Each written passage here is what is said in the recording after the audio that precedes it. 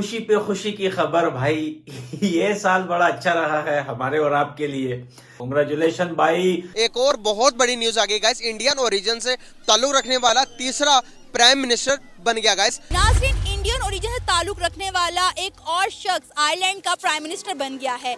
पहले यूके और पुर्तगाल के जो प्राइम मिनिस्टर बन चुके हैं उनका ताल्लुक भी इंडियन ओरिजिन से था। लियो वरादकर जो कि इंडियन ओरिजिनेटेड है, वो दूसरी दफा आयरलैंड के प्राइम मिनिस्टर बने हैं। जी हाँ, पहले भी वो 4 साल का टेन्योर पूरा कर चुके हैं और अब वो दोबारा जो है आयरलैंड के प्राइम मिनिस्टर बने हैं। बहुत खुशी हुई भाई, ये खबर सुन के बहुत ही ज्यादा खुशी हुई भाई। जो लोग प्यार करने वाले लोग हैं, जो इंडिया को चाहने वाले लोग हैं, उनको खुशी जरूर होगी, लेकिन जो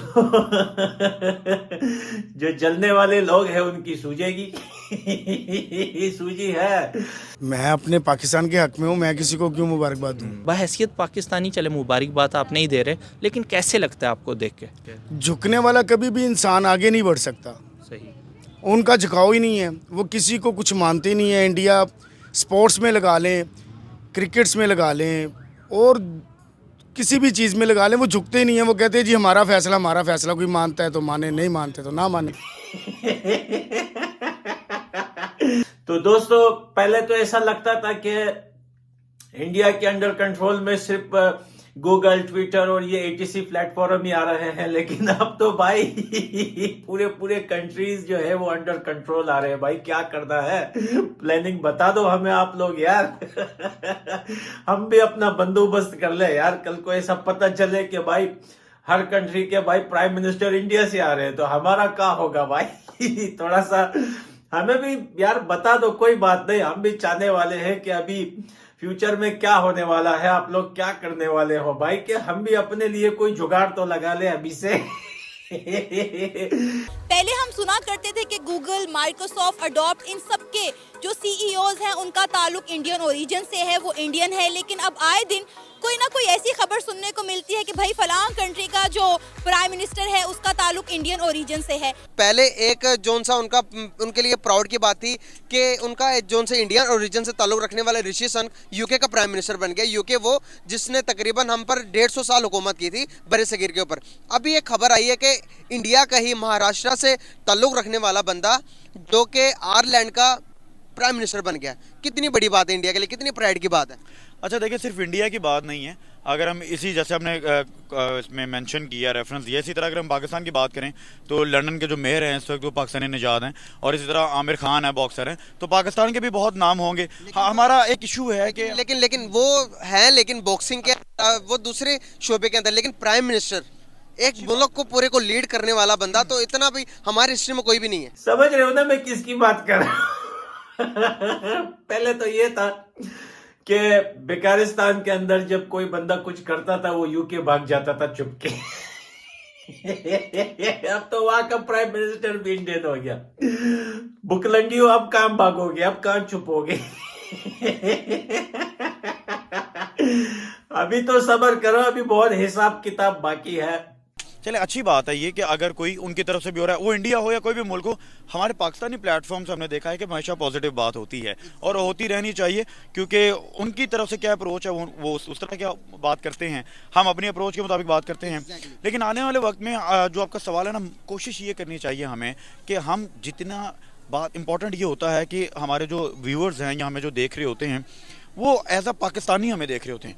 बिलखुसूस जब हम बात करें ओवरसीज़ की, जो पाकिस्तान से बाहर हैं, वो पाकिस्तान से, मैं हमेशा कहता हूँ, वो ज़्यादा पाकिस्तानी हैं, वो पाकिस्तान से मोहब्बत भी ज़्यादा करते हैं। तो हमें अपनी शनाख्त खुद बनानी पड़ेगी, और वो शनाख्त तब बनेगी जब हम क्रिएटिविटी की तरफ आएंगे, ठीक है, जब हम कुछ इनोवेशंस की तरफ आएंगे। जब तक हम वो कहते हैं ना कि पीछे लगने वाला बात, जब पीछे लगते रहेंगे फिर मामला मुश्किल हो जाएगा, हमें क्रिएटिविटी की तरफ आना पड़ेगा। तो दोस्तों, ये पिक देखिए, यूके का प्राइम मिनिस्टर भाई इंडियन, भाई यूएस वाइस प्रेसिडेंट इंडियन, भाई कनाडा डिफेंस मिनिस्टर इंडियन। तो भाई आप लोगों ने पिक देख लिया, दुनिया कहां पहुंच रही है, एक हमारे पड़ोसी कहां पे पहुंच रहे हैं। भाई शर्म कर लो, शर्म के मारे डूब के मर जाओ। एतबार नहीं करते तो ये इस चीज़ में इंडिया हमसे आगे है कि वो सबसे बड़े फ्रॉडी हैं, ठीक है। लेकिन उनके पास टेक्नोलॉजी इतनी है कि वो उसका यूज़ करके वो मतलब ख़ुद को वो कर सकते हैं। ये सिर्फ पाकिस्तान में नहीं हो रहा, हर जगह में होता है। अब अमेरिका में उधर भी फ्रॉडिये लोग होंगे, हर ठीक है, जगह हर तरह के लोग हर होते तरह हैं, के लोग लेकिन होते हैं। उन्होंने मनवाया है दुनिया के सामने खुद को। इंडिया को देखो कि दुनिया में कैसे कैसे अपने अपने इंडियन कहां कहां भेज रहे हैं। किसी को प्राइम मिनिस्टर बना रहे हैं किसी देश में, तो किसी को आईटीज बना रहे हैं, तो कहीं पे डिफेंस मिनिस्टर इंडियन है, तो कहीं पे वाइस प्रेसिडेंट इंडियन है, तो कहीं पे गूगल का सीईओ जो है वो इंडियन है, तो कहीं पे ट्विटर का। और आप लोग क्या करते हो? आप लोग किसको भेजते हो? हाफिज सईद को भेजो। हालांकि नासा में भी बहुत से मुस्लिम्स हैं जो बड़ी अच्छी क्या कहते हैं पोस्ट के ऊपर काम कर रहे हैं, बहुत टैलेंटेड हैं, टॉपर्स हैं, मेडिकल फील्ड में भी हैं, इंजीनियरिंग में भी हैं, ऑल ओवर द वर्ल्ड है, लेकिन उन्हें हाईलाइट नहीं किया जाता। इंडियन का जो सबसे बड़ा हथियार है वो प्रोपेगेंडा है।